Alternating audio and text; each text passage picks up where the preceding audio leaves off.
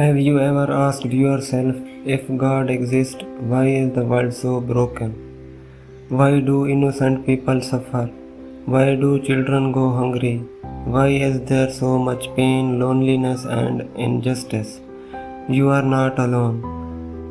One man asked that very question inside a barber shop, but what he discovered outside the door changed everything. It was just an ordinary afternoon. A man walked into his usual barber shop, same as always, for his haircut and beard trim.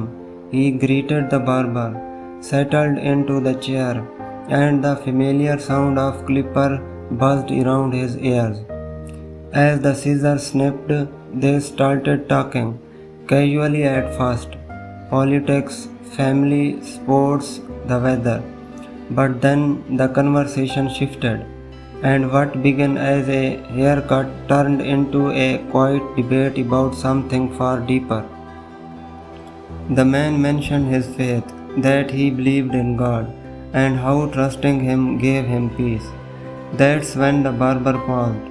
He looked into the mirror, comb in his hand, and said bluntly, "Look, man, I don't believe that God exists." The room fell quiet for a moment. "Why do you say that?" the client asked gently. The barber leaned in almost like he had waited for someone to ask. "Because if God really existed, would the world look like this? Would there be so many sick people, abandoned children sleeping on the street, so much pain, hunger, and war?" He shook his head. "I just can't believe in a God who allows so much suffering," the client said quietly. He did not argue. He did not fight back. He just watched his own reflection and let the barber finish the trim. But something was inside him. After paying, the man left the shop. He walked out into the noisy street, still thinking about conversation. He did not have the perfect response. The barber's words echoed in his mind. If God exists, why is the world so full of pain? Then, just a few steps down the street, he saw something. A man, ragged, tired, sat by the sidewalk. His hair was wild and tangled. His beard was long, dirty, and uneven.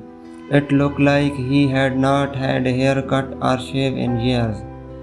People passed by without looking, but the client stopped. He looked at the man, and then it hit him. He turned around and walked straight back into the barber shop. The bell above the door jingled again.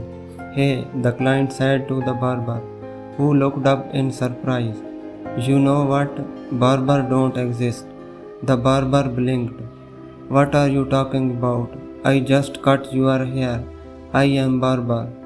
"No," the client replied. "Barber don't exist. If they did, wouldn't be people with messy beards and hair like that guy outside."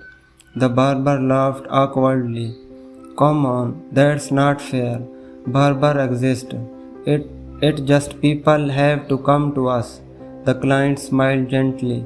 "Exactly, that's the point. God exists too. But people don't go to Him. They walk past. They avoid Him. They don't seek Him. They don't let Him work in their lives." The room went quiet again, but this time the silence said everything. God doesn't force Himself into anyone's life, just like a barber can't force someone to sit in the chair. God waits to be invited. Pain in this world is not proof of God's absence. It's often proof of our distance. He is still there, still waiting, still healing, still loving, and still listening. But we have to walk in. We have to choose Him. So, next time you see brokenness, instead of asking, "Where is God?" ask this: have we invited Him in? The suffering in this world is not lack of God existence. It's lack of our connection.